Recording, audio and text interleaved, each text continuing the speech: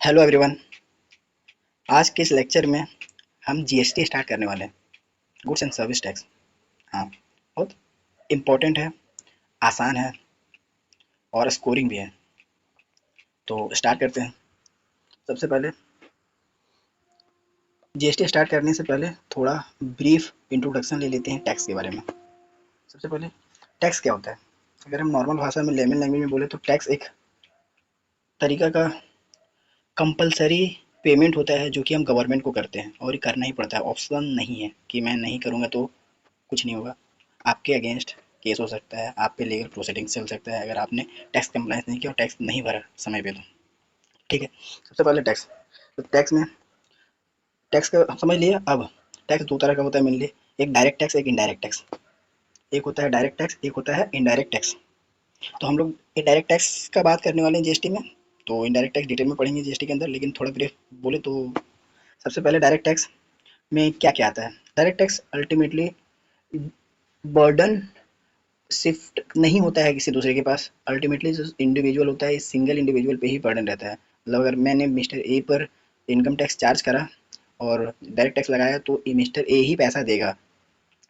लेकिन indirect tax में ऐसा नहीं होता। अगर मैंने टैक्स लगाया सेलर पे, लेकिन वो कलेक्ट करता है बायर से या कस्टमर से लेके कलेक्ट करता है सेलर, सेलर गवर्नमेंट को डिपॉजिट करता है। तो डायरेक्ट टैक्स का एग्जांपल कौन कौन सा है? डायरेक्ट टैक्स में आपका इनकम टैक्स आता है, डायरेक्ट टैक्स है, corporate tax, capital gain tax, STT security transaction tax. जब आप स्टॉक मार्केट में एंट्री लेते हैं तो और ट्रेड करते हैं तो आपको एसटीटी देना पड़ता है। गिफ्ट टैक्स, ये भी डायरेक्ट नेचर का टैक्स है। इनडायरेक्ट टैक्स में मेनली तीन टैक्स कवर होता है जो कि हम लोग के सिलेबस में मेनली जीएसटी ही कवर है, लेकिन उसमें कस्टम ड्यूटी भी आता है। जीएसटी हो गया कस्टम ड्यूटी और एक्साइज ड्यूटी। ठीक है, बेसिक देख लिया। अब एक्चुअल मीनिंग टैक्स में क्या लिखा है, तो compulsory exaction of money by public authority for public purpose enforceable by law. तो कंपलसरी एक्सेशन है, मतलब जबरन आपसे लिया जाता है टैक्स। इसमें कोई आपका मन के हिसाब से नहीं कि आपको मन किया तो दिया, नहीं मन किया तो नहीं दिया। और किस लिए दिया, कौन कलेक्ट करता है? Public authority. पब्लिक अथॉरिटी में कौन आता है? तो यहाँ पर पब्लिक अथॉरिटी में गवर्नमेंट आता है। For public purpose, public purpose public के भलाई के लिए ही हम देते हैं अल्टीमेटली टैक्स। तो जैसे इंफ्रास्ट्रक्चर डेवलपमेंट के लिए, हॉस्पिटल बनाने के लिए, रोड ब्रिजेस और टेक्नोलॉजी में सुधार लाने के लिए गवर्नमेंट खर्चा करता है ताकि आम जनता को लाभ मिल सके। और इन्फोर्सिबल बाय लॉ, अगर आप नहीं देते हैं टैक्स तो आपके अगेंस्ट प्रोसीडिंग्स चल सकते हैं, केस हो सकते हैं। यहाँ तक कि ऐसा हार्ड एंड फास्ट है कि आपको इम्प्रिजनमेंट मतलब जेल भी हो सकता है। मीनिंग, तो इस लेक्चर को हम रिवीजन के पर्पज से थोड़ा फास्ट करते हैं, अभी बेसिक इंट्रोडक्शन चल रहा है। तो मीनिंग ऑफ इनडायरेक्ट टैक्स, तो इनडायरेक्ट टैक्स ऐसा एक ऐसा टैक्स है जो इनडायरेक्टली लगता है। मतलब डायरेक्ट टैक्स डायरेक्टली लगता है, इनडायरेक्ट टैक्स इनडायरेक्टली लगता है। मतलब लेवी होता है किसी और पे और उसका बर्डन बियर करता है कोई और। जैसे एक बंदा है मिस्टर ए, एक बंदा है मिस्टर बी। ये सेलर है और ये कस्टमर है। तो अल्टीमेटली सेलर पे लगा टैक्स, लेकिन सेलर को अपना जेब से नहीं देना है, वो कस्टमर से लेगा। और कस्टमर से लेगा, उसमें अपना पैसा रखने के बाद जो जीएसटी का अमाउंट है वो गवर्नमेंट को जमा दे देगा। तो वैसे ऐसे ही मैकेनिज्म काम करता है जीएसटी का। अल्टीमेटली सेलर कलेक्ट करता है कस्टमर से कलेक्ट करने के बाद सेलर अपना हिस्सा रख के जो जीएसटी वाला पोर्शन होता है वो गवर्नमेंट को सबमिट कर देता है, मतलब डिपॉजिट कर देता है। तो आईडीटी भी हो गया। IDT is a tax which is levied on a person, जो पर्सन पे लगाया जाता है बर्डन ऑन डिफरेंट पर्सन। मतलब जो पर्सन पे टैक्स लगाया जाता है और जो टैक्स का बर्डन बेयर करता है वो दोनों पर्सन अलग होता है। ठीक है। अब डिफरेंस बिटवीन डीटी और आईडीटी, तो बेसिक डिफरेंस है। सबसे पहले मीनिंग सेम जो अभी हमने आपको बताया, जैसे लेवी और बर्डन सेम पर्सन पे होता है डीटी में, और आईडीटी में लेवी और बर्डन डिफरेंट पर्सन पे होता है सेम पर्सन पे। और फिर नेचर, प्रोग्रेसिव इन नेचर और regressive in nature. Progressive nature का मतलब क्या होता है, आपका जैसे जैसे इनकम बढ़ता है वैसे आपका टैक्स भी बढ़ता है। आपका इनकम कम है, आपका इनकम टैक्स कम है, और आपका इनकम बढ़ रहा है तो आपका इनकम टैक्स भी बढ़ेगा। रिग्रेसिव में कोई मैटर नहीं करता है कि आपका इनकम बढ़ रहा है या घट रहा है, आप गरीब हैं अमीर हैं, सभी के लिए समान होता है। जैसे एग्जांपल के लिए, यदि हम दुकान जाते हैं और दुकान से एक पैकेट कोल्ड ड्रिंक, एक पैकेट चिप्स खरीदते हैं, तो वो मेरे लिए भी सेम अमाउंट का होगा। नरेंद्र मोदी खरीदेगा तो उसके लिए भी सेम होगा, और राष्ट्रपति खरीदेगा तो उसके लिए भी सेम होगा, चाहे कोई भी खरीदे सभी के लिए सेम वैल्यू होगा, तो इसीलिए यहाँ प्रोग्रेसिव नेचर नहीं होता है। और इसमें अब फिर आता है आपका concept of previous year assessment year. तो इसका मतलब previous year assessment year income tax का मेन पार्ट होता है, और तो इनकम टैक्स का पार्ट होता है, और इनकम टैक्स में अगर स्टार्ट करें तो उसमें देखेंगे तो income of previous year assessed in assessment year.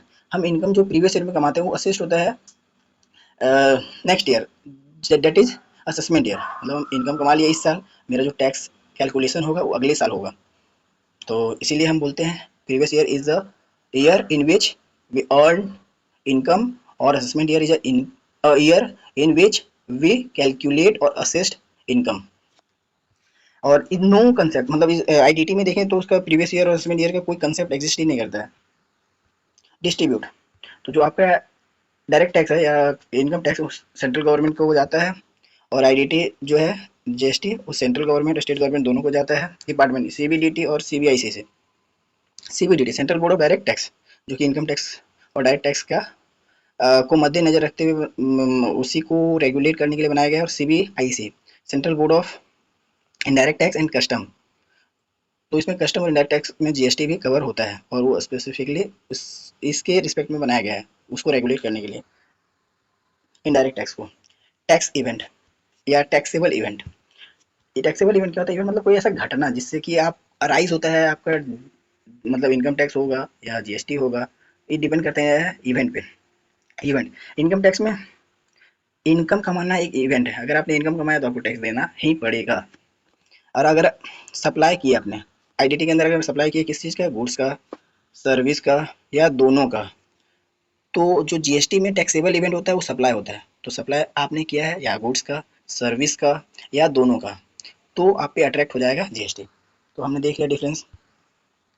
अब नेक्स्ट टॉपिक पे चलते हैं, डेफिनेशन ऑफ जीएसटी।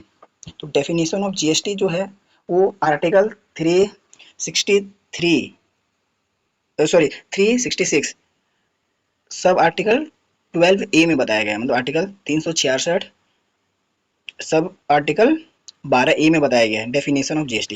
जीएसटी का डेफिनेशन मतलब कि जीएसटी का मतलब होता क्या है? तो जीएसटी का मतलब क्या होता है? जीएसटी एक तरह का टैक्स है। GST is a tax which is levied on supply. GST एक टैक्स है जो लगता है सप्लाई पे ऑफ गुड्स और सर्विस और बोथ, तीन केस में बोले ना टैक्सेबल इवेंट होता है सप्लाई। तो जीएसटी एक तरह का टैक्स है विच इज लेविड, जो लगता है सप्लाई पे। किस चीज़ का सप्लाई पे? गुड्स का सप्लाई पे, सर्विस का सप्लाई पे या दोनों का सप्लाई पे। लेकिन एक्सेम्पशन है, कुछ चीज़ में जीएसटी नहीं लगता है। जैसे एग्जेम्पशन मतलब एक्सेप्ट, मतलब एग्जेम्पशन हो गया tax on supply of alcoholic liquor for human consumption. मतलब ह्यूमन कंजम्पशन जो शराब होता है, जो दारू होता है, लिकर, वो alcoholic liquor for human consumption जो इंसान के पीने लायक दारू होता है, जो कमर्शियल प्रोडक्शन में यूज होता है, उसमें जीएसटी लगता है। लेकिन इसमें जीएसटी नहीं लगता है। इस and on denatured extra neutral alcohol और rectified spirit used for manufacture of alcoholic liquor.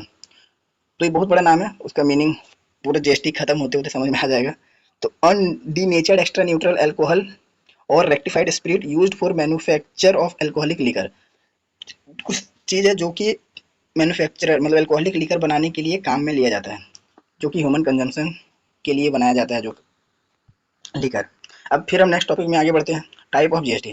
Type of GST में हम सबसे पहले देखते हैं, हमने डिस्कस भी किया था C GST, S GST, UT GST और आई जीएसटी। सी जीएसटी का फुल फॉर्म होता है central goods and service tax, S GST का होता है state goods and service tax, UT GST का होता है union territory GST goods and service tax, I GST का होता है integrated goods and service tax. तो सी जीएसटी पे पहला अधिकार सेंट्रल गवर्नमेंट का होता है, एस जीएसटी पे पहला अधिकार स्टेट गवर्नमेंट का होता है, यूटी जीएसटी पे पहला अधिकार स्टेट गवर्नमेंट का होता है, आई जीएसटी पे सेंट्रल गवर्नमेंट और स्टेट गवर्नमेंट दोनों का अधिकार होता है। लेकिन उस स्टेट गवर्नमेंट का अधिकार होता है जहाँ डेस्टिनेशन था, मतलब जहाँ सामान गया, जैसे कलकत्ता से मुंबई गया तो मुंबई डेस्टिनेशन प्लेस है, तो उस गवर्नमेंट का मतलब सेंट्रल गवर्नमेंट और मुंबई का महाराष्ट्र गवर्नमेंट का उसमें हिस्सा बनता है। फिर आगे next topic combination of GST. तो कॉम्बिनेशन ऑफ जीएसटी देखें तो जो अलग अलग तरह का टाइप हम देखें जीएसटी का, उसी का कॉम्बिनेशन दो तरह का प्लेस ऑफ सप्लाई होता है। पहला इंटर स्टेट सप्लाई और intra state supply. Inter state और इंट्रा स्टेट। इंटर स्टेट अगर हमने एक स्टेट से दूसरे स्टेट में, जैसे मैंने वेस्ट बंगाल से बिहार सामान भेजा, तो हो गया इंटर स्टेट, मतलब एक स्टेट को छोड़ के दूसरे स्टेट में जाके हम सामान दे रहे हैं। इंटर स्टेट मतलब विथ इन सेम स्टेट, मतलब वेस्ट बंगाल का सामान वेस्ट ही बंगाल में बिक रहा है। तो इंट्रा स्टेट होता है। तो इंट्रा स्टेट का में कौन सा कॉम्बिनेशन होता है? इंट्रा स्टेट में आपका होता है CGST और SGST, मतलब सेंट्रल गवर्नमेंट का GST और स्टेट गवर्नमेंट का GST। लेकिन यदि हम वेस्ट बंगाल से बिहार भेजते हैं तो इंटर स्टेट IGST लग जाता है, और बिहार वाला गवर्नमेंट और सेंट्रल गवर्नमेंट का फिर अधिकार में आता है। फिर इंट्रा यूटी GST मतलब विथ इन यूनियन टेरिटरी, मतलब जैसे दिल्ली, दिल्ली को तो हम GST के लिए स्टेट को ही दर्जा देते हैं। फिर आपका हो गया लद्दाख, लक्षद्वीप, जो आपका यूनियन टेरिटरी है, अगर with in union territory supply होता है तो CGST लगता है प्लस UT GST लगता है, मतलब सेंट्रल गवर्नमेंट और यूनियन टेरिटरी गवर्नमेंट जो वहाँ का है वो कलेक्ट करता है, मतलब वहाँ भी बाइफरकेशन होता है। ठीक है, आगे देखते हैं अबाउट टैक्स। नेक्स्ट टॉपिक है about tax, sorry about GST। GST के बारे में जो GST का डेफिनेशन हमने देख लिया, क्या देखा कि GST एक टैक्स है जो कि लगता है levied on supply of goods services और बोथ, उस चीज़ को छोड़ के, जैसे consumption alcoholic liquor for human consumption on नीचे and undenatured extra neutral alcohol rectified spirit use for manufacture of alcoholic liquor for human consumption. ये इतना याद करने का लोड नहीं है, अब बस आप समझिए आगे GST के बारे में। GST एक तरह का टैक्सेबल इवेंट है। GST में टैक्सेबल इवेंट का बहुत अहमियत होता है। तो टैक्सेबल इवेंट क्या होता है GST के अंतर्गत? सप्लाई। ठीक है, हमने पहले भी देखा GST एक तरह का कंजम्पशन बेस्ड टैक्स है, कंजम्पशन या डेस्टिनेशन बेस्ड टैक्स है। कंजम्पशन मतलब जहाँ कंज्यूम होगा सामान, जैसे मान लेते हैं हमने फ़ोन खरीदा और हमने गाँव भेजा दिया फ़ोन, गाँव चला गया फ़ोन बिहार, अब बिहार चला गया तो बिहार में यूज हो रहा है फ़ोन, तो कंजम्पशन स्टेट बिहार हो गया, डेस्टिनेशन स्टेट भी सेम बोलते हैं। GST एक तरह का वैल्यू एडेड टैक्स होता है। वैल्यू एडेड टैक्स मतलब हर एक बंदा अपने अपने स्तर पर उसमें कुछ ना कुछ वैल्यू एडिशन करता है। जैसे एग्जांपल के लिए, फॉर एग्जांपल मिस्टर ए एक बंदा है, फिर मिस्टर बी एक बंदा है, मिस्टर सी एक बंदा है, तीन बंदा हो गया, तीन स्तर हो गया।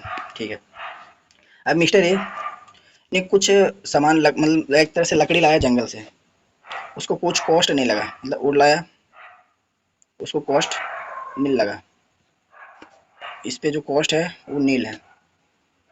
उसने उसको कुछ प्रोसेस किया इस पे, उस प्रोसेस करने के बाद प्रोसेस किया, प्रोसेस में लगा खर्चा उसको 500 रुपये का, उसने उसमें ऐड करा प्रॉफिट,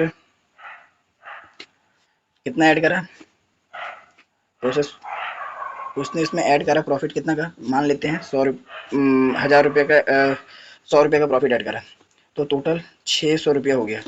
तो उसने कितना का वैल्यू ऐड करा?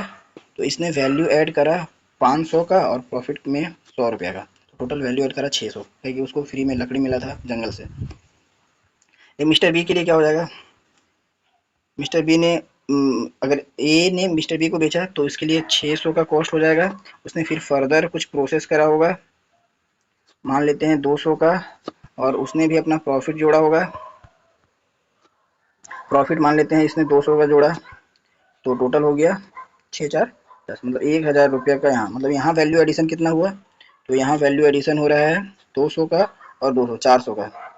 तो यहाँ हम ऐसे देख सकते हैं, इसमें वैल्यू एडिशन 600 का, इसमें वैल्यू एडिशन, इसमें वैल्यू एडिशन 400 का, और इसमें वैल्यू एडिशन देखते हैं क्या होता है। सबसे पहले अब उसके लिए कॉस्ट हो जाएगा, अगर मिस्टर बी ने सी को बेचा तो ऐसे देख सकते हैं, इसने इसको बेचा, इसने इसको बेचा, तो मिस्टर सी के पास, उसके पास गया तो उसका कॉस्ट हो गया 1000। उसने कुछ फर्दर प्रोसेस नहीं करा, उसने कुछ प्रॉफिट ऐड नहीं करा, उसने डायरेक्ट 1000 रुपये का चीज़ को कंज्यूम कर लिया, डायरेक्टली कंज्यूम कर लिया, मतलब डायरेक्टली उसने अल्टीमेट कंज्यूमर था, उसने कंज्यूम कर लिया। तो वैल्यू एडिशन मतलब समझिए हर स्टेज पे बंदा वैल्यू ऐड कर सकता है। तो अब GST में टैक्सेबल इवेंट सप्लाई होता है, GST एक कंजम्पशन या डेस्टिनेशन बेस्ड टैक्स है, GST एक वैल्यू एडेड टैक्स है, एप्लीकेबल इन इंडिया। मतलब GST कब से एप्लीकेबल हुआ इंडिया में? तो GST एप्लीकेबल हुआ इंडिया में 1 जुलाई 2017 से। लेकिन उस समय जब GST अप्लाई हुआ 2017 में, 1 जुलाई 2017 में, तो एक्सक्लूडिंग जम्मू कश्मीर, शुरुआत में जम्मू कश्मीर में नहीं लगा, लेकिन जस्ट एक वीक बाद जम्मू कश्मीर में भी GST एप्लीकेबल हो गया, जो कि 8 तारीख मतलब 8 जुलाई 2017 में हुआ। फिर नेक्स्ट टॉपिक में चलते हैं, सेंट्रल लेवल टैक्स सब्स्यूम्ड इन GST। सब्स्यूम्ड इन GST का मतलब होता है, ऐसे आप समझ सकते हैं, मान लेते हैं इधर कुछ टैक्स था, कुछ टैक्स में नाम ही ले लेते हैं, जैसे आपका सेल्स टैक्स था, sales tax, excise duty, entertainment tax, manufacturing tax, बहुत सारा तरह का टैक्स था। सेंट्रल लेवल पे भी था, अभी सेंट्रल लेवल पे भी था और स्टेट लेवल पे भी था, स्टेट लेवल पे भी था, सेंट्रल और स्टेट पे। तो ये दोनों मिल के सेंट्रल और स्टेट वाला सबस्यूम्ड हो गया जीएसटी में। जीएसटी में मतलब उसका अस्तित्व खत्म हो गया, खत्म हो गया और ये सब पार्ट बन गया किसका, जीएसटी का। तो यही होता है सेंट्रल लेवल, मतलब सेंट्रल का जो टैक्स था वो सबस्यूम हो गया जीएसटी में। सबसे पहला उसमें क्या होता है, जैसे कौन कौन सा टैक्स सबस्यूम हुआ वो देखने जा रहे हैं हम। तो सबसे पहला टैक्स सर्विस टैक्स जो था वो सबस्यूम्ड हो गया जीएसटी में, मतलब जीएसटी में आ गया, इसका अस्तित्व खत्म हो गया, मतलब सर्विस टैक्स नहीं लगता है। सरचार्ज और सेस सेम, कहीं जैसे कुछ चीज़ पे जीएसटी नहीं लगता उस पर लग सकता है। टैक्स ऑन सेल ऑफ और परचेज ऑफ न्यूज़पेपर, पहले न्यूज़पेपर को खरीदने या बेचने पे भी टैक्स लगता था। फिर एडिशनल ड्यूटी ऑन एक्सरसाइज, तो जो मैन्युफैक्चर करते तो एक्साइज ड्यूटी लगता था, तो उसमें एडिशनल एक्सरसाइज ड्यूटी लगता था। फिर है कन्वेंटर वेलिंग ड्यूटी, मतलब कुछ ड्यूटी लगा उसके ऊपर एडिशनल कुछ और ड्यूटी था। फिर एक्साइज ड्यूटी बनाने पे जो लगता है, special additional duty on off custom, जब विदेश से सामान मंगाते हैं तो उस पर कुछ स्पेशल एडिशनल, मतलब जो लग रहा है वो लग ही रहा है, उसमें कुछ और एडिशनल लग रहा है बाहर से सामान मंगाने पे, तो वो सब सब्सिट्यूट हो गया जीएसटी में। लेकिन अभी भी कस्टम लगता है, basic custom. Central sales tax except 5 petroleum goods and alcohol, 5 petroleum goods है और एक एल्कोहल है, उसको एक्सेप्ट लिखा मतलब कि एक्सेप्शन में आ रहा है। तो सेंट्रल सेल्स टैक्स तो खत्म हो गया, जीएसटी में चला गया, लेकिन 5 पेट्रोलियम गुड्स और एक एल्कोहल फॉर ह्यूमन कंजम्पशन जो हमने ऊपर भी देखा, तो वो जीएसटी का एम्बिट में नहीं है, लेकिन उस पर चाहेगा तो लगाया जा सकता है, लेकिन अभी तक लगाया नहीं है क्योंकि उसमें स्टेट रजामंदी दे ही नहीं रहा है, क्योंकि कोऑर्डिनेशन होता है स्टेट और सेंट्रल गवर्नमेंट का, तभी कोई टैक्स लगता है स्टेट लेवल पे और सेंट्रल लेवल पे। तो यहाँ एक्सेप्शन देख लिए। फिर है काउंटर वेलिंग ड्यूटी, सेम रिपीट हो गया। फिर आगे देखते हैं, ज़्यादा नहीं है, 3 पन्ना में पूरा फर्स्ट चैप्टर खत्म हो गया सारा। अब कुछ स्टेट लेवल का टैक्सेस है, कुछ स्टेट लेवल का टैक्स है जो कि सब्सिड्यूम्ड हुआ है जीएसटी में, कुछ स्टेट लेवल का टैक्स है जो सब्सिड्यूम्ड हुआ है जीएसटी में। जैसे हमने देखा सेंट्रल लेवल का टैक्स सब्सिड्यूम्ड हुआ जीएसटी में, वैसे स्टेट लेवल का भी टैक्स है जो सब्सिड्यूम्ड हुआ जीएसटी में। सबसे पहला परचेज टैक्स, फिर सेल स्टेट सेस और सरचार्ज, फिर entry tax and octroi, tax on advertisement, entertainment tax, luxury tax, tax on lottery betting और गैम्बलिंग, मतलब लॉटरी वगैरह से जो भी आता है टैक्स वो पहले सब लगता था, ये सब जो टैक्स अभी मैंने बताया। बैट एक्सेप्ट 5 पेट्रोलियम प्रोडक्ट और अल्कोहल, अभी भी 5 पेट्रोलियम प्रोडक्ट और अल्कोहल जो है उस पर लगता है वैट, बाकी सब्सिड्यूम्ड हो गया जीएसटी में। तो स्टेट लेवल का देख लिया। अब नेक्स्ट है सेंट्रल लेवल, और कुछ सेंट्रल लेवल का जो टैक्स है, central level tax not subsumed, not subsumed in GST, subsume नहीं हुआ है जीएसटी में।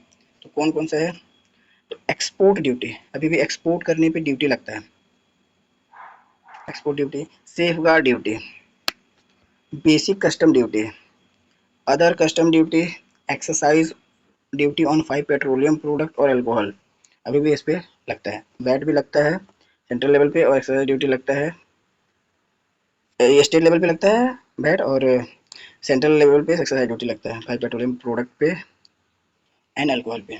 स्टेट लेवल का टैक्स जो नहीं सब्सिड्यूम्ड हुआ, नॉट सब्सिड्यूम्ड इन जीएसटी, तो कौन कौन से टैक्स नहीं सब्सिड्यूम्ड हुआ जीएसटी के अंदर में, टोल टैक्स अभी भी लगता है, प्रॉपर्टी टैक्स अभी भी लगता है, स्टाम्प ड्यूटी अभी भी लगता है, मंडी टैक्स अभी भी लगता है, प्रोफेशनल टैक्स अभी भी लगता है, इलेक्ट्रिसिटी टैक्स अभी भी लगता है, और रोड एंड पैसेंजर टैक्स अभी भी लगता है। तो सब्सिड्यूम नहीं हुआ। तो हमने देखा, क्या देखा अभी तक, सबसे पहले सेंट्रल लेवल का टैक्स जो सब्सिड्यूम हुआ जीएसटी में, स्टेट लेवल का टैक्स जो सब्सिट्यूट हुआ जीएसटी में, कुछ सेंट्रल लेवल का टैक्स जो नहीं सब्सिट्यूट हुआ है जीएसटी में और अभी भी एग्जिस्टेंस में है, और स्टेट लेवल टैक्स जो नहीं सब्सिट्यूट हुआ जीएसटी में और अभी भी एग्जिस्टेंस में है। तो हमने डिफरेंस को ऑलरेडी कवर कर चुका है, अब वो पेज में सेम है। फिर हम देखते हैं बैकग्राउंड ऑफ जीएसटी। जीएसटी का बैकग्राउंड, मतलब जीएसटी आने से पहले क्या था, कैसे काम होता था, और जीएसटी आने का पूरा एक तरह से हम देखते हैं इसका बैकग्राउंड, मतलब कैसे कैसे कैसे कैसे स्टेज बाय स्टेज जीएसटी आया और कहाँ से इंस्पायर्ड है। तो सबसे पहला point, GST was first levied by finance in France in 1954। मतलब जीएसटी पहली बार आया था दुनिया में, वो फ्रांस में आया था। हम लोग को लगता है इंडिया में आया था, लेकिन इंडिया में नहीं आया था, फ्रांस में आया था सबसे पहले। इंपॉर्टेंट है एमसीक्यू के लिए। दूसरा point, last country to adopt GST is Malaysia. First तो वहाँ आया था, लास्ट मतलब इंडिया पहले है, लास्ट मलेशिया ने अडॉप्ट करा। India has highest rate of GST in the world. Highest rate, India में हाईएस्ट रेट ऑफ जीएसटी है, पहले 28 था लेकिन अभी अमेंडमेंट के साथ ही 40% है। हाईएस्ट रेट मतलब दुनिया का सबसे ज़्यादा जीएसटी इंडिया में देना पड़ता है, कोई भी बंदा कोई भी परचेज करता है, इसीलिए तो इन्फ्लेशन होने के कारण इतना इंडिया में महंगाई है और गवर्नमेंट बोलती है। चलो खैर। चौथा point, GST is paid by supplier but funded by customer. जो जीएसटी है वो सप्लायर पे करता है। जैसे हमने ऊपर में एग्जांपल लिया था, एक बंदा है, इसमें से ये सप्लायर है, ये परचेजर या बायर है। तो जो जीएसटी है पे करता है सप्लायर, गवर्नमेंट को पे कर रहा है सप्लायर ही, लेकिन फंडेड मतलब सेलर को कौन फंड कर रहा है, तो वो बायर कर रहा है। फिर पांचवा पॉइंट में मॉडल ऑफ जीएसटी। बहुत तरह का मॉडल होता है, अलग अलग देश ने अपनाया अलग अलग मॉडल के साथ। जो पहले के देश थे, वो पहले जो लोग ने जीएसटी को इम्प्लीमेंट करा अपने देश में, उसको अच्छा से अपनाया, उसको यूज करा, उसका इम्प्लीमेंटेशन देखा, उससे क्या प्रोस है क्या कौन से, उस सब देखा, कुछ डिसएडवांटेज है तो वो देख के उसको सुधारा।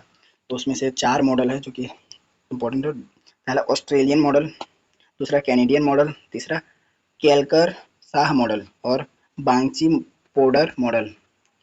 तो हम लोग का इंडिया का जो जीएसटी है वो इंस्पायर्ड है कैनेडियन मॉडल से, फॉलोड इन इंडिया, और कैनेडियन मॉडल इंडिया में फॉलो होता है। ठीक है।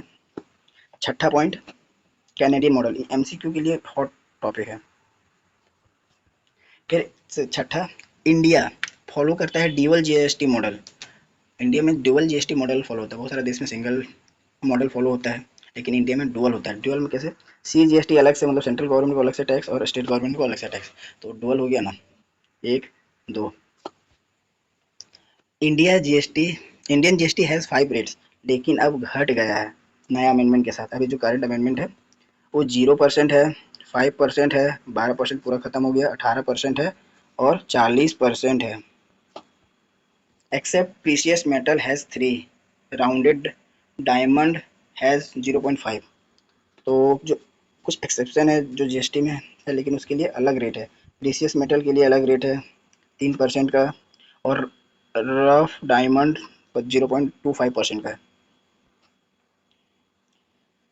फिर गुड्स एंड सर्विस टैक्स का नेटवर्क, जीएसटी एन का नेटवर्क। नेटवर्क मतलब हम बोलेंगे कि कौन कौन उससे अफेक्ट होता है, मतलब किसके किसके दायरा में जीएसटी जाता है। सबसे पहले GSTN is a not for profit limited by share 100% government company. फिर जो आप नेटवर्क है, and wholly owned by central and state government. GSTN has set up for providing IT infrastructure and service to central state government, taxpayer and other stakeholders. GSTN में CGST, SGST, taxpayer, other stakeholders का interest रहता है। एक तरह का ये क्या है, GSTN is not for profit, मतलब तरह का नॉट फॉर प्रॉफिट, मतलब एनजीओ टाइप पे है, और वो लिमिटेड बाई शेयर्स है, और उसमें 100% गवर्नमेंट कंपनी, मतलब सारा जो शेयर्स है वो गवर्नमेंट कंपनी ही होल्ड करके रखा है, इसलिए तो होल्ली owned government by central state government है। तो हम सेक्शन कंपनी एक्ट का सेक्शन 245 में पढ़ते हैं कि अगर 51% से ज़्यादा स्टेक स्टेट गवर्नमेंट या सेंट्रल गवर्नमेंट किसी के पास है तो फुल्ली गवर्नमेंट कंपनी हो जाता है। तो वही नेटवर्क हो गया। फिर लिमिटेशन था ओल्ड लॉ में, मतलब पुराने कानून में बहुत सारा डी एडवांटेज था, तो उसका सॉल्यूशन आया जीएसटी में, तो इसीलिए सारा लॉ जो पुराना था खत्म हो गया और जीएसटी में सब्स्टिट्यूट करा गया। सबसे पहले जो खराबी था, मतलब जो डिसएडवांटेज था, मल्टीपल टैक्स लगता था।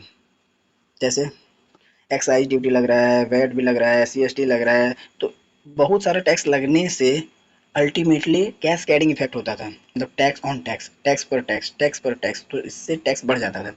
Multiple tax event, multiple tax event होता था। जैसे अभी जीएसटी में एक ही टैक्स इवेंट है, सप्लाई, सप्लाई किसका, गुड्स सर्विस का या दोनों का। ये पहले अलग अलग स्टेज पे सप्लाई मतलब टैक्सेबल इवेंट होता था। जैसे मैन्युफैक्चरर के लिए जब गुड्स मैन्युफैक्चर होता था तब सप्लाई, तब एक इवेंट हो गया, सेल्स के केस में दूसरा इवेंट हुआ। तो जीएसटी ने उसको भी ओवरकम करा और एक ही इवेंट बनाया सप्लाई के लिए, एक ही इवेंट बनाया टैक्स इवेंट के लिए, जो कि है सप्लाई। फिर एसएससी का नाम अलग अलग है, जैसे अलग अलग होता था, सेलर अलग एसएससी हो गया, ट्रेडर अलग हो गया, डीलर अलग हो गया। लेकिन जीएसटी में दो ही जन को ये जगह मिला है, जैसे एक है रिसिपिएंट और एक है सप्लायर। रिसिपिएंट मतलब जो अल्टीमेटली कंज्यूमर है, जो सामान खरीदता है, और जो आपका सप्लायर है, जो सामान बेचता है। तो मतलब टैक्सेबल पर्सन बोलिए या सप्लायर बोलिए या रेसिपिएंट बोलिए, टैक्सेबल पर्सन या रेसिपिएंट जो सेम बंदा है, और सप्लायर अलग, तो दो बंदा है टोटल। इससे पहले ज़्यादा बंदा होता था तो डिसएडवांटेज था। फिर डुअल टैक्स लगता था या डबल टैक्स लगता था, नो डबल टैक्स। लेकिन जीएसटी आने से डबल टैक्स खत्म हो गया, मतलब टैक्स ऑन टैक्स लगता तो नहीं लगता है। तो जीएसटी पे सबसे पहले एक्सरसाइज नहीं लगा, एक्सरसाइज पे सेल्स ड्यूटी लगा, फिर ऐसे करके बढ़ जाता था। 5 number cascading effect. Cascading effect में मतलब यही टैक्स ऑन टैक्स, तो इससे कैस्केडिंग इफेक्ट से इन्फ्लेशन बढ़ता था, महंगाई होता था। तो जीएसटी आने से कोई कैस्केडिंग इफेक्ट नहीं होता है, टैक्स ऑन टैक्स नहीं होता है। डिफरेंट डिपार्टमेंट्स, पहले बहुत ज़्यादा डिफरेंट डिपार्टमेंट होता था, क्योंकि बहुत ज़्यादा टैक्सेबल इवेंट होता था, तो इस रिस्पेक्टिव सप्लाई के लिए अलग अलग डिपार्टमेंट इस्टेब्लिश हुआ था। लेकिन जीएसटी में वन डिपार्टमेंट है और बाकी डिपार्टमेंट सब बंद हो गया। वन डिपार्टमेंट सीबीआईसी जो ऊपर में पढ़े थे डिफरेंस में, the central board of indirect tax and customs. जैसे पहले ई भी था, लेकिन अब कंसोलिडेट होकर सीबीआईसी खाली बन गया, मतलब एक ही डिपार्टमेंट बना। हायर कंप्लाइंस कॉस्ट, पहले बहुत ज़्यादा मतलब हायर कंप्लाइंस कॉस्ट लगता था, अभी लेस कंप्लाइंस कॉस्ट लगता है। पहले मान लेते, पहले अगर कंप्लाइंस कॉस्ट 50,000 लगता था, तो अभी 15,000 से 10,000 लगता है। नो यूनिफॉर्मिटी, मतलब कुछ समानता नहीं था। कभी मैन्युफैक्चरिंग हुआ तो कब सेल हो रहा है, तो कोई सामान नहीं, समानता नहीं था। ऑर्गेनाइज करने का, रिकॉर्ड करने का तरीका प्रॉपर नहीं था। और ये जो जीएसटी है, वन नेशन वन टैक्स है। जब नरेंद्र मोदी ने अनाउंस करा जीएसटी को, मतलब नरेंद्र मोदी गवर्नमेंट में ही जीएसटी लॉन्च हुआ था। उसका प्रिपरेशन भले ही कांग्रेस सरकार में 1990 से पहले ही स्टार्ट हो चुका था, लेकिन अब इम्प्लीमेंट नहीं हुआ था। तो मेजोरिटी सरकार आने के बाद इम्प्लीमेंट हुआ। फिर यहाँ रेट में चेंज था, 0%, 18% और 40%। ठीक है, नेक्स्ट पेज में चलते हैं। फंक्शन ऑफ जीएसटीएन, मतलब जो जीएसटीएन डिपार्टमेंट, मतलब वो एक तरह का कैंपस है जीएसटीएन। वो फैसिलिटेट करता है रजिस्ट्रेशन का, या एक पोर्टल भी बोल सकते हैं, ऑनलाइन फैसिलिटी देता है। पेमेंट ऑफ जीएसटी का, return filing under GST, registration लेना पड़ता है। कोई भी बंदा अगर जीएसटी में पेमेंट करना चाहता है जीएसटी में, तो उसको जीएसटी में रजिस्ट्रेशन लेना कंपलसरी है। पेमेंट करना होगा जीएसटी का, रिटर्न फाइलिंग करना पड़ता है, क्वार्टरली मंथली भी। मेंटेनेंस करना पड़ता है, लेजर ऑफ टैक्स पेयर्स, मतलब आपको अकाउंट्स भी मेंटेन करना पड़ता है। मैचिंग ऑफ आईटीसी, आपको आईटीसी मैच करके आईटीसी क्लेम देना पड़ता है, आईटीसी का रिफंड मिलता है, आईटीसी आपको पे करना पड़ता है। डिस्ट्रीब्यूशन अपॉर्चमेंट ऑफ जीएसटी, जीएसटी का डिस्ट्रीब्यूशन और अपॉर्चमेंट होता है बिटवीन गवर्नमेंट, सेंट्रल गवर्नमेंट और state government. Sharing information in tax payer return with central government, state government. जो टैक्स पेयर है वो रिटर्न के माध्यम से सेंट्रल गवर्नमेंट और स्टेट गवर्नमेंट को बताता है कि हाँ, मेरा इतना इनकम था, हमने इतना सेल्स करा, इतना टोटल रेवेन्यू हुआ, तो मैंने इतना टैक्स दिया, और मेरा पहले से टैक्स कुछ था, तो ऐसे करके रिफंड होता है। नहीं तो फिर आपको एक्सेस पेमेंट करना पड़ता है, ई क्रेडिट लेजर, ई कैश लेजर से। Computation and settlement of IGST, फिर कुछ प्रोसीजर दिया है कि कैसे सेटल करेंगे इसको, सीक्वेंस है। जैसे सबसे पहले सेंट्रल गवर्नमेंट, मतलब सीजीएसटी से सीजीएसटी सेटअप होगा, आईजीएसटी से आईजीएसटी सेटअप होगा, एसजीएसटी से एसजीएसटी, और फिर कुछ बचा तो आईजीएसटी से सेंट्रल सीजीएसटी और एसजीएसटी दोनों सेटल होगा। Providing time to time report to central government और स्टेट गवर्नमेंट, तो ये जो ऑनलाइन तरीका है जो जीएसटीएन प्रोवाइड करता है, उसमें सेंट्रल गवर्नमेंट स्टेट गवर्नमेंट को टाइम टू टाइम जाता है। देख लिया हमने क्या, registration, payment, return of filing, matching of ITC, report to state government और central government, and ledger maintenance. Benefit of GST, GST आने से बहुत जन को बेनिफिट हुआ। सबसे पहला बेनिफिट जो हुआ वो अल्टीमेटली बिजनेसेस को हुआ, जो बिजनेस ऑर्गेनाइजेशन रन कर रहा है उन लोग को बहुत परेशानी होता था। सिंपलर टैक्स सिस्टम बना, बहुत ज़्यादा टैक्स था, तो अलग अलग टैक्स लॉ के अंतर्गत रजिस्ट्रेशन लेना पड़ता था, अलग अलग में कंप्लायंस करना पड़ता था, इसमें रिपोर्ट फाइल करना पड़ता था, इसमें रिटर्न फाइल करना पड़ता था। बंदा बिजनेस करे या रिपोर्ट फाइल करे उसमें ही कंफ्यूज रहता था, और हमेशा एक हायर कॉस्ट बर्डन इंकर करना पड़ता था, क्योंकि उसको CA CS वगैरह हायर करना पड़ता था GST कंप्यूटेशन के लिए, क्योंकि एक नॉर्मल बंदा या बिजनेसमैन का बस का बात नहीं है कि उतना कॉम्प्लिकेटेड चीज़ को मेंटेन कर पाए। ईजी एंड लेस कंप्लायंस हो गया। फिर easy of doing business, business को आसान बनाया गया। पहले जो कॉम्प्लिकेटेड लॉ टैक्स स्ट्रक्चर था उसको हटा के सिंपल लाया, अब कोई भी सिंपल बंदा भी बिजनेस कर सकता है, आसान है, ईजी टू फॉर्म है, ईजी टू डिजॉल्व है। फिर इंक्रीज हुआ इन रेवेन्यू ऑफ बिजनेस, तो इसके कारण जब फ़ायदा मिला तो रेवेन्यू में ऑब्वियस ही बात है इंक्रीमेंट होगा।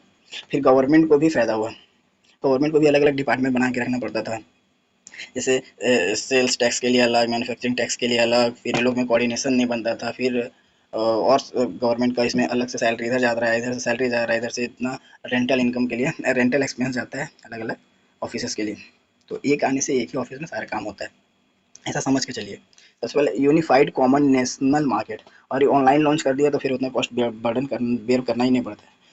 Unified common national market, boost to exports, boost to make in India and increase in revenue, उसने बूस्टअप करा, गवर्नमेंट के इंसेंटिव्स को बूस्टअप करा, नेशनल मार्केट को इंकरेज करा, एक्सपोर्ट को इंकरेज करा, मेक इन इंडिया को इंकरेज करा, और रेवेन्यू तो बढ़ा ही, कस्टमर को भी अल्टीमेटली फ़ायदा हुआ।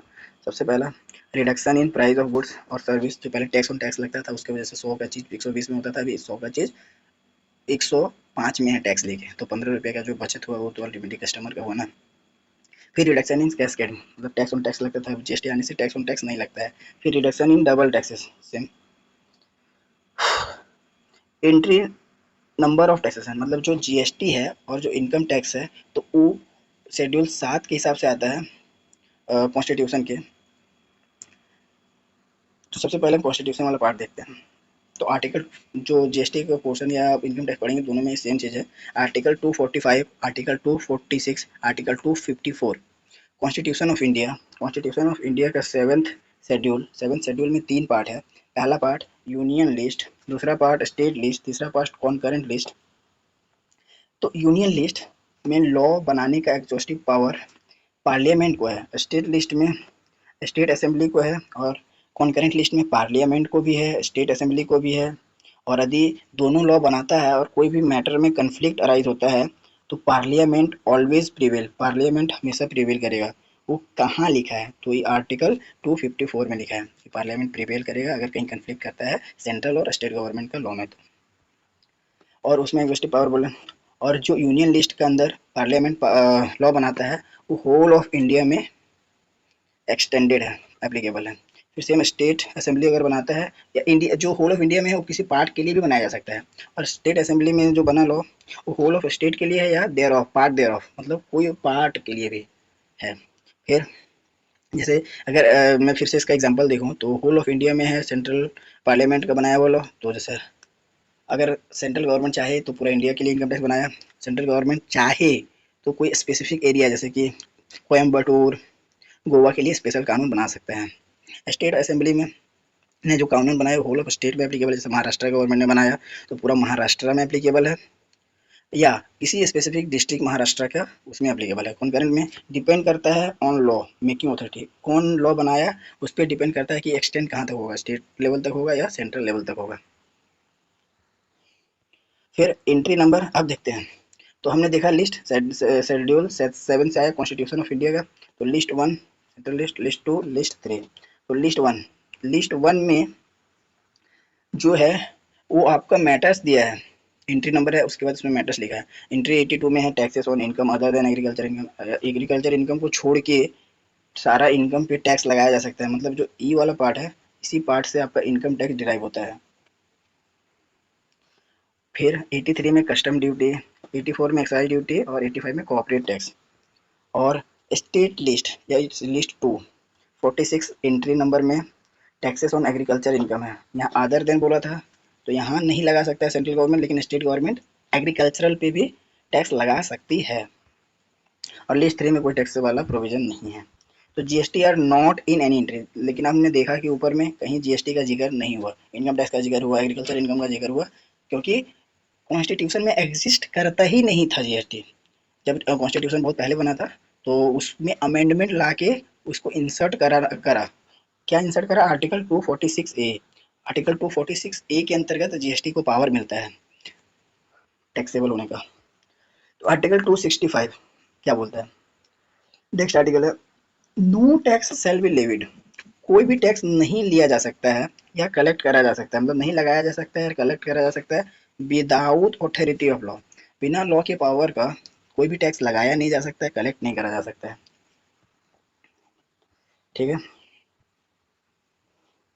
फिर आर्टिकल 248 रेसिडुअरी आर्टिकल है, मतलब if any matter is not covered in any list, अगर जो तीनों लिस्ट है, यूनियन लिस्ट, स्टेट लिस्ट या कॉन्करेंट लिस्ट, अगर तीनों लिस्ट में कवर नहीं है, कुछ मैटर है जो तीनों लिस्ट में कवर नहीं है, then law made by parliament. अगर तीनों लिस्ट में कवर नहीं है तो पार्लियामेंट बनाएगा, और ये entry number 97 of the list से आता है power. Article 271 power to levy cess और सरचार्ज बाय पार्लियामेंट। तो आर्टिकल 271 पावर देता है लेवी या करने का सेस या सरचार्ज पार्लियामेंट को। तो पार्लियामेंट में एट एनी टाइम कभी भी इंक्रीज कर सकता है कोई भी टैक्स को by adding surcharge for the purpose of union. जैसे इनकम टैक्स में ऐड होता है, इनकम टैक्स में ऐड होता है 4% का HEC, health and education cess. बढ़ाना है तो बढ़ा सकता है सरकार, रेट भी बढ़ा सकता है, जैसे इसमें 4% था उसको 6% कर सकता है, 5% कर सकता है, एज द केस में भी। इसका concept of cess, income tax और जीएसटी। नेम ऑफ सेस, जैसे इनकम टैक्स के लिए नहीं बोले HEC 4% लगता है। Health and education cess, GST में जीएसटी कॉम्पनसेशन सेस लगता है नेट लगने के बाद। डेट ऑफ बर्थ अगर बोले तो इनकम टैक्स में जो सेस लगने का, HEC लगने का प्रावधान स्टार्ट हुआ वो 2018 से, फाइनेंस एक्ट 2018 से एप्लीकेबल हुआ। और जीएसटी में compensation cess, compensation GST compensation act से आता है, इसके लिए एक स्पेसिफिक एक्ट बना हुआ है 2017 वाला। लेवी ऑन टैक्स, मतलब जो taxable income tax tax liability आता है उस पर कैलकुलेट होता है HEC। और जो आपका सेस होता है वो वैल्यू पे कैलकुलेट होता है। नेचर, डायरेक्ट टैक्स पे, इनडायरेक्ट टैक्स पे। इसका रेट है 4% और इसका रेट है 3 से 20% एज द केस में भी। Article 246 special provision with respect to GST. GST को इंसर्ट करने के लिए स्पेशल प्रोविजन इंसर्ट करा गया। तो यहाँ दो प्रोविजन इंसर्ट करा गया, किसमें इंसर्ट करा गया है? कॉन्स्टिट्यूशन में। आर्टिकल 246A सब आर्टिकल 1 और आर्टिकल 246A सब आर्टिकल 2। तो इंट्रा स्टेट सप्लाई और inter state supply. Intra state supply provision made by parliament and state assembly. Inter state supply में प्रोविजन जो है पार्लियामेंट बनाता है और स्टेट असेंबली बनाता है। और जो आपका इंटर स्टेट सप्लाई है वो provision made by parliament itself. Parliament यहाँ अकेले बनाता है, क्योंकि इंटर स्टेट मतलब ऐसा बोल सकते हैं इसमें IGST लगता है, इसीलिए सेंट्रल गवर्नमेंट के पास पावर है। और इसमें इंटर स्टेट है, इसमें IGST CGST और SGST लगता है, CGST लगता है और SGST लगता है। तो इसीलिए स्टेट को भी पावर दिया है और सेंट्रल गवर्नमेंट को भी पावर दिया है, तो पार्लियामेंट और स्टेट असेंबली दोनों बना सकता है। अब GST is not applicable on the following goods. तो जो ऊपर वाला GST है वो कुछ गुड्स पे एप्लीकेबल नहीं होता है। जैसे हमने 5 PP पढ़े थे, पेट्रोलियम प्रोडक्ट। तो सबसे पहला PP, पहला पेट्रोलियम क्रूड, दूसरा हाई स्पीड डीजल, तीसरा मोटर स्पिरिट, चौथा नेचुरल गैस, पांचवा एविएशन टरबाइन फ्यूल जो कि एरोप्लेन वगैरह में यूज होता है। GST on 5 goods is applicable when GST council recommend. तो जो पांचों चीज में अभी तक तो जीएसटी एप्लीकेबल नहीं है, लेकिन जीएसटी काउंसिल जब चाहेगा तब उसको एप्लीकेबल कर सकता है जीएसटी में। Meaning of intra state and inter state supply. तो हम प्लेस ऑफ सप्लाई के चैप्टर में इसको डिटेल में पढ़ने वाले हैं, और वो जो place of supply IGST cover करता है। तो यहाँ दिया भी है section 8 of IGST act, section 7 of IGST act, section 7 और 8 बात करता है। हम 7 पहले बात करते हैं। सेक्शन 7 इंटर स्टेट सप्लाई के बारे में बात करता है। इंटर स्टेट सप्लाई मतलब where location of supplier plus place of supply. अगर विथ इन सेम स्टेट हुआ और विद इन डिफरेंट स्टेट हुआ, विद इन डिफरेंट स्टेट हुआ तो इंटर स्टेट लगेगा। तो 2 डिफरेंट स्टेट्स या 2 डिफरेंट यूनियन टेरिटरी या 2 डिफरेंट कंट्री या 2 one state one union territory supply to SEZ। दो अलग अलग स्टेट, जैसे यूपी से आंध्र प्रदेश अलग स्टेट हो गया। दो डिफरेंट यूटी, लक्षद्वीप से Andaman Nicobar and Puducherry Andaman Nicobar. Two different country, जैसे इंडिया से America. One state one union territory, जैसे वेस्ट बंगाल से लक्षद्वीप सप्लाई टू SEZ।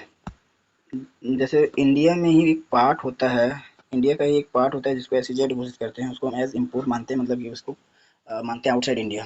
तो फिर इंडिया से यहाँ पर कुछ ट्रांसफ़र होता है, सप्लाई होता है, तो यहाँ पर भी IGST ही एप्लीकेबल होता है। Supplier state A state B, एक से बी में जा रहा है। अब फिर हम पढ़ेंगे section 8 of IGST act, intra state supply के बारे में, जहाँ आपका लोकेशन ऑफ सप्लायर और place of supply, location of supplier place of supply with in same state है, सेम स्टेट सेम यूटी। मतलब अगर वेस्ट बंगाल से वेस्ट बंगाल में ही है, वेस्ट बंगाल से वेस्ट बंगाल में है सेम यूटी, लक्षद्वीप से लक्षद्वीप में ही है। फिर article 270 distribution of taxes between union and state.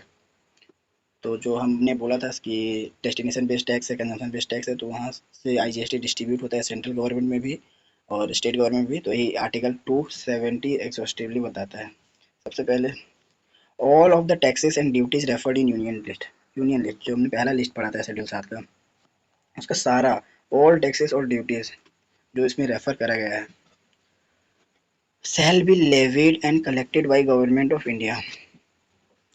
तो जो लिस्ट 1 या यूनियन लिस्ट में टैक्सेस या ड्यूटीज है, वो लगाया गया जा सकता है या कलेक्ट करा जा सकता है गवर्नमेंट ऑफ इंडिया के द्वारा ही।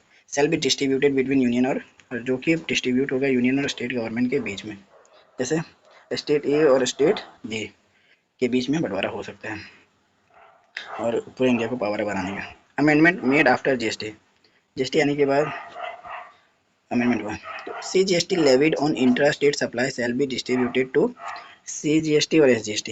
हाँ देखिए, IGST की बात करें तो intra state GST shall be distributed to CGST और SGST से। IGST डिस्ट्रीब्यूट हो जाएगा CGST में और SGST में, मतलब सेंट्रल गवर्नमेंट और स्टेट गवर्नमेंट के पास जाएगा। IGST component apportioned to union as well also be distributed।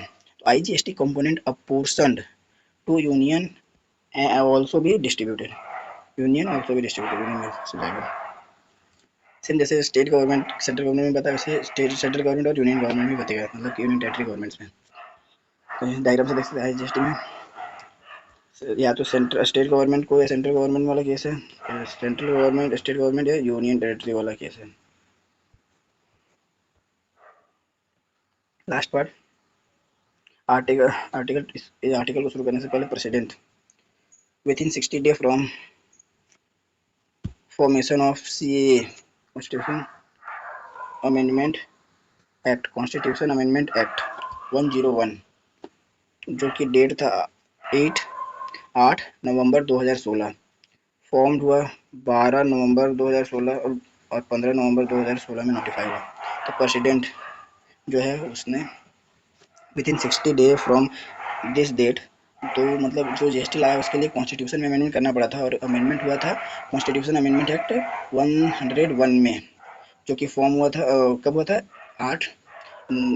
8 सितंबर 2016 में, और फॉर्म हुआ था 12 नवंबर 16 में, और नोटिफाई हुआ था 15 नवंबर 2016 में। तो इम्पोर्टेंट है, कभी कभी जो आर्टिकल नंबर है वो पूछ लिया जाता है MCQ में। Article 279A formation of GST council. तो GST काउंसिल का फॉर्मेशन, तो GST काउंसिल कैसे बनेगा टोटल। तो GST काउंसिल के लिए GST काउंसिल में दो स्तर होता है, एक होता है सेंट्रल गवर्नमेंट का, एक होता है स्टेट गवर्नमेंट का। टोटल मेंबर 33 कंसीडर करा जाता है। क्यों? तो 33 इसीलिए करा जाता है क्योंकि 31 तो स्टेट है। For the purpose of GST हम 28 स्टेट नहीं मानते हैं, मतलब 20 स्टेट नहीं मानते हैं, हम 31 स्टेट को कंसीडर करते हैं। जैसे आपका पुडुचेरी, जम्मू एंड कश्मीर और लक्षद्वीप को हम कंसीडर करते हैं as a state for the purpose of GST only. तो जो 31 स्टेट जो है, सॉरी वे विथ लेजिस्लेचर में दिल्ली, पुडुचेरी और जम्मू कश्मीर, दिल्ली, पुडुचेरी, जम्मू कश्मीर, दिल्ली, पुडुचेरी, जम्मू कश्मीर, जो कि जिसको हम डीम्ड स्टेट मानते हैं फॉर द पर्पज और कैलकुलेशन ऑफ जीएसटी। आगे हम यही वाला पार्ट देखते हैं। आर्टिकल 1 में डेफिनेशन ऑफ इंडिया भी दिया हुआ है। Article 1 of constitution of India, definition of India भी दिया है। तो इंडिया का डेफिनेशन क्या है कॉन्स्टिट्यूशन के हिसाब से, तो हम जो सोचते हैं और आप जो सोचते हैं वो नहीं। जैसे सबसे पहला लैंड मास बेस लाइन, मतलब जो बॉर्डर होता है समुंदर का, जहाँ से समुद्र स्टार्ट होता है, वो तो है ही इंडिया का part, plus 12 nautical miles nearest state या यूनियन टेरिटरी तक, और 200 nautical mile, 200 nautical miles other territorial या डीम्ड यूनियन टेरिटरी माना जाता है। टेरिटोरियल वाटर 12 नॉटिकल माइल तक बेस लाइन तक, एक्सक्लूसिव इकोनॉमिक जोन या इसको स्पेशल इकोनॉमिक जोन भी बोलते हैं, 200 नॉटिकल माइल बेस लाइन तक, एक नॉटिकल माइल में 1 पॉइंट माइल्स में 0.852 किलोमीटर होता है। तो फिर आपका कंसेप्ट आता है, अगर बेस लाइन में तक देखा जाए, जो बॉर्डर तक, समुद्र का बॉर्डर तक, तो टोटल हम लोग का स्टेट कितना है 28, और टोटल यूनियन टेरिटरी कितना है 8।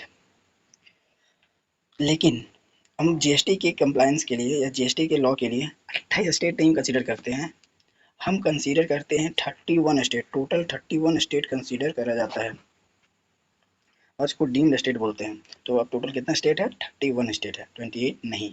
और यूनियन टेरिटरी कितना हो जाएगा, 3 हट जाएगा, टोटल 8 था, तो 8 में से 3 हट जाएगा, तो कितना बचेगा, टोटल 6 यूनियन टेरिटरी बचेगा। फिर टैक्स ऑन तंबाकू एंड तंबाकू product, opium, narcotics, Indian hemp, तंबाकू गुटखा जो खाते हैं सिगरेट वाला, और ओपियम मतलब होता है हेरोइन, नारकोटिक्स ड्रग्स वाला, और इंडियन हेम्प मतलब गांजा, देसी। These products would subject to GST. In addition to central government have power to levy excise duty, that is double taxation. तो इन गुड्स पे डबल टैक्सेशन लगता है, क्योंकि उस पर सरकार बढ़ावा नहीं देना चाहता, क्रिटिसाइज करना चाहता है, इसीलिए उसका दाम ज़्यादा है, क्योंकि उस पर डबल टैक्स लगता है। अगर कोई भी चीज़ है उसमें 50% ऐसे रेट है, तो 500 चीज़ पर 50% टैक्स लगेगा तो 250, तो 750, उससे और 50% ऐड हो जाएगा डबल टैक्स, तो 1000 रुपये का चीज़ बन जाएगा 500 वाला। Zero rated supply, zero rated supply एक नया कंसेप्ट है। क्या होता है जीरो रेटेड सप्लाई, मतलब no GST. Zero rate self indicate, मतलब जीरो रेट खुद बताता है कि जीरो रेट है तो कोई जीएसटी नहीं लगेगा। तो ये कैसे पता करें, इंडिया है, विद इन इंडिया मतलब इंडिया की बेसलाइन के अंदर अगर हम विदेश में सामान भेजते हैं, आउटसाइड इंडिया सामान भेजते हैं, तो इसको डीम्ड एक्सपोर्ट मानते हैं। एक्सपोर्ट आउटसाइड इंडिया, पानी में भेजते हैं तब भी एक्सपोर्ट मानते हैं।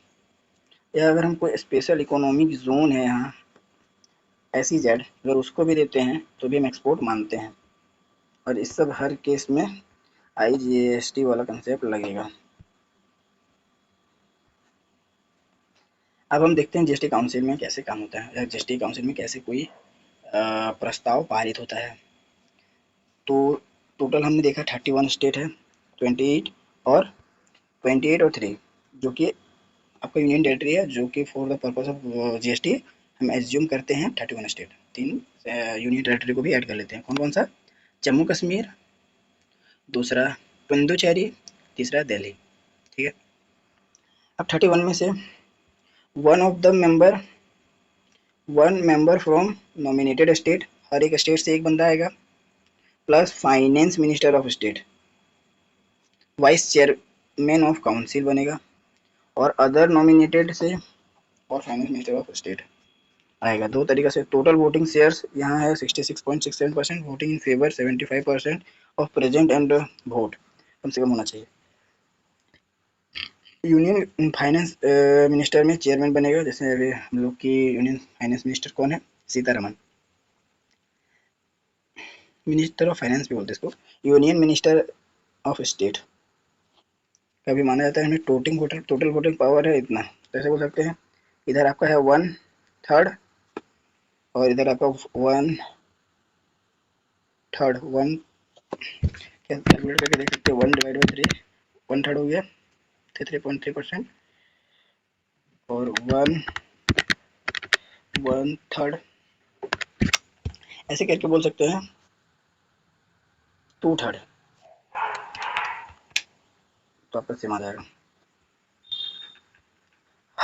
इसमें कोरम जो रिक्वायर्ड है, quorum must be required minimum 50% होना ही चाहिए, तभी 75% ऑफ प्रेजेंट और वोट होगा, और तभी जीएसटी काउंसिल में कोई रिकमेंडेशन वगैरह पारित होगा। तो GST council makes recommendation on followings, तो जीएसटी काउंसिल फॉलोइंग्स पे रिकमेंडेशन दे सकती है, क्या क्या चीज़ पे रिकमेंडेशन दे सकती है। तो सबसे पहला चीज़ आपका टैक्सेस टू बी सब्स्टिट्यूट, कि ये मतलब ये टैक्स को हटा के ये टैक्स को जीएसटी में इनकॉर्पोरेट कर दो, पहला हो गया। दूसरा goods and service to be exempted from the GST, GST से एग्जेम्प्ट कर सकता है काउंसिल, ये भी रिकमेंडेशन दे सकता है। फिर अपोर्शनमेंट ऑफ जीएसटी, जीएसटी का रेट में कुछ चेंज कर सकता है अपोर्शनमेंट में, स्टेट और सेंट्रल के बीच में। Special rate for special period, कुछ पीरियड के लिए, साल में इस पीरियड के लिए लेट से कुछ स्पेशल रेट लगा सकता है, यहाँ के लिए कुछ अलग रेट हो सकता है। थ्रेशोल्ड लिमिट ऑफ टर्नओवर बढ़ा सकता है, कर घटा भी सकता है। Special provision with respect to special category state, कुछ कैटेगरी स्टेट को हम स्पेशल कैटेगरी स्टेट मानते हैं, जैसे मिजोरम, मेघालय, अरुणाचल प्रदेश को हम स्पेशल कैटेगरी स्टेट मानते हैं। इसके लिए रजिस्ट्रेशन का लिमिट भी कम होता है और इसको कुछ प्रेफरेंसेस भी मिलता है। तो विद दिस हमने पूरा बेसिक्स ऑफ जीएसटी या इंट्रोडक्शन ऑफ जीएसटी का चैप्टर जो है उसे पूरा डिटेल्ड में एक एक तो चीज़ अलॉन्ग विथ एग्जांपल पूरा अच्छे से समझे हैं। तो देखते रहिए, ग्रो करते रहिए, पढ़ते रहिए।